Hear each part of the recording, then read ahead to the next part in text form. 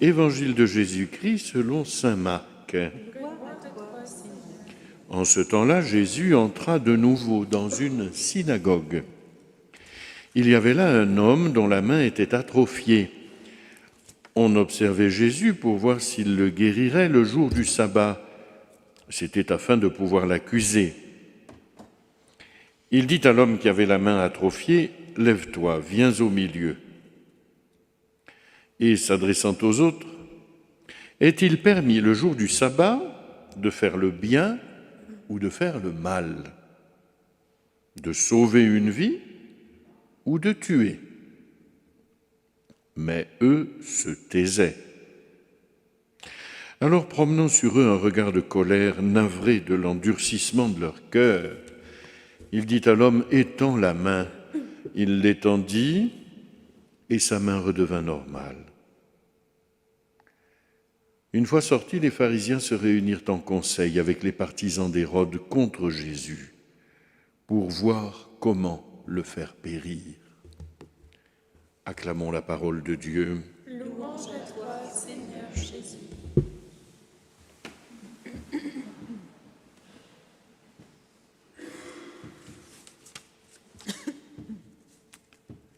La question du sabbat, qui était abordée déjà hier dans l'Évangile à propos des épis arrachés, cette question revient aujourd'hui à la synagogue de Capharnaüm. Et Jésus est au centre des regards et des observations. On attend de le coincer. On attend son péché. Là, on va trouver une occasion de le condamner.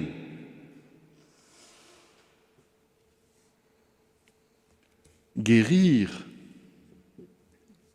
c'est un acte repérable. Arracher quelques épis dans un champ, c'était pas tellement repérable. Mais guérir quelqu'un dans la synagogue, ça, tout le monde verrait que Jésus se met en contradiction avec la loi. Guérir, c'est le fruit d'un travail.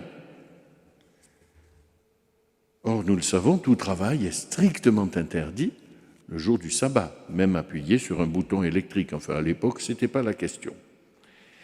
Mais d'ailleurs, la guérison de cet homme, qui a la main desséchée,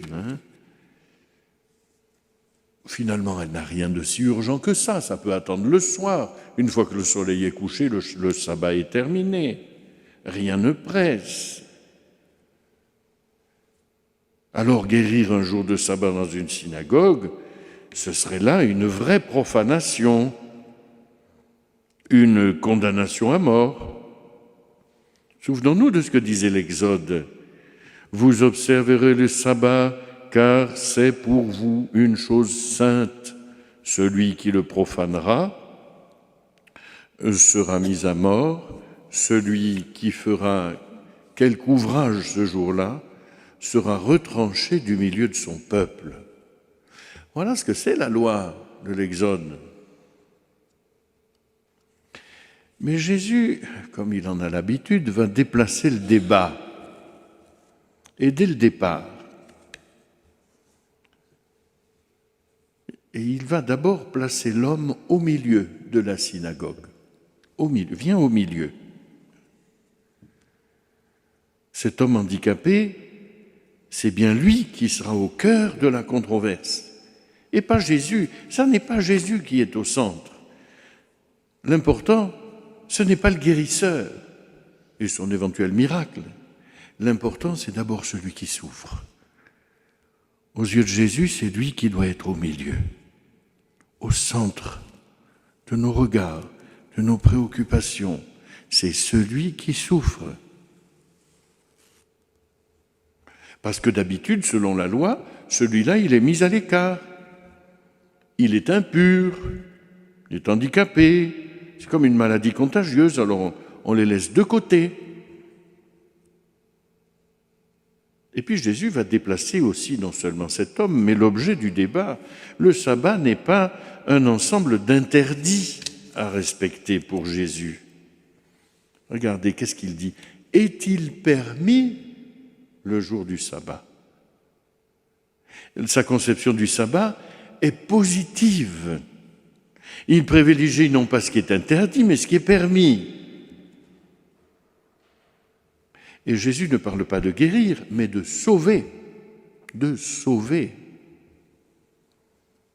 La loi autorise à sauver quelqu'un qui se noie le jour du sabbat. Eh bien, Jésus oppose donc le sauvetage au meurtre.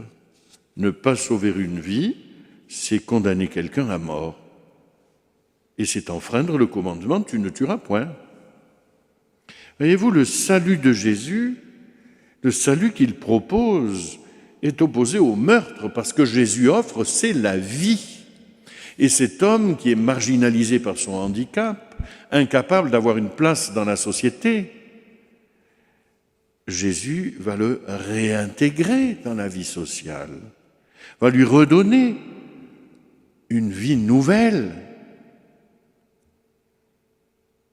Voilà, le salut est opposé au meurtre, comme faire le bien est opposé à faire le mal.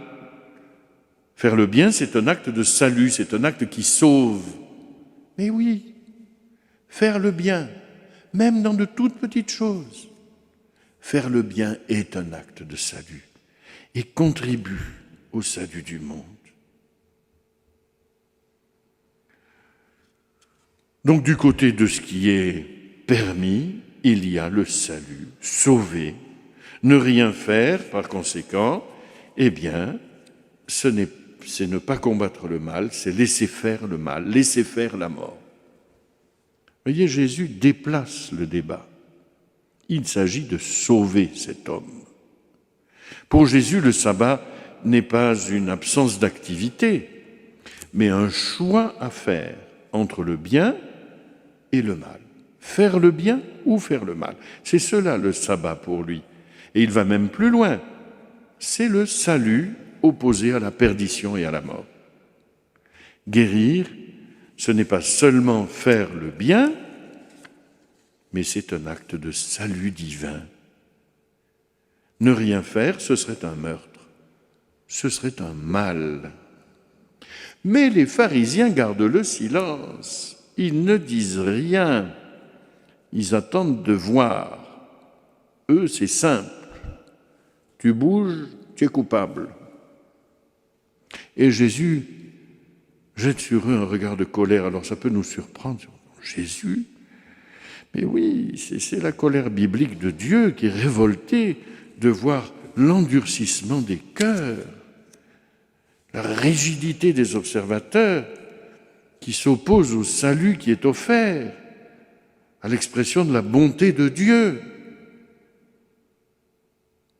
Son cœur est navré.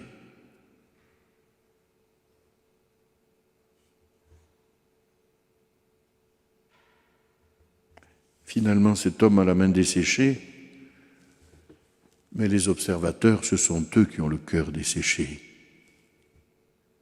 La vie les a quittés. Ils sont livrés à la mort. Face à cette mer de silence que Jésus a en face de lui, Jésus ordonne, comme Dieu l'avait fait à Moïse, lors du passage de la mer Rouge, étend la main. Et ce pauvre homme handicapé devient comme un nouveau Moïse. C'est bien le Fils de l'homme, le Fils de Dieu qui s'exprime, ce Dieu qui a fait sortir son peuple d'Égypte, qui l'a libéré de la servitude à main forte et à bras vigoureux. Dieu est sauveur.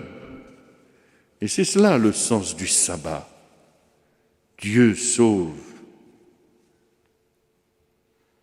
Jésus ne fait pas un travail de guérisseur. Il se présente comme le sauveur. Et ce pauvre handicapé devient le nouveau Moïse qui sauve le peuple, noyé dans sa mer de silence. Au cœur de sa mission, Jésus n'a qu'une parole à dire pour que cet homme soit sauvé. Sa parole vient restaurer l'homme.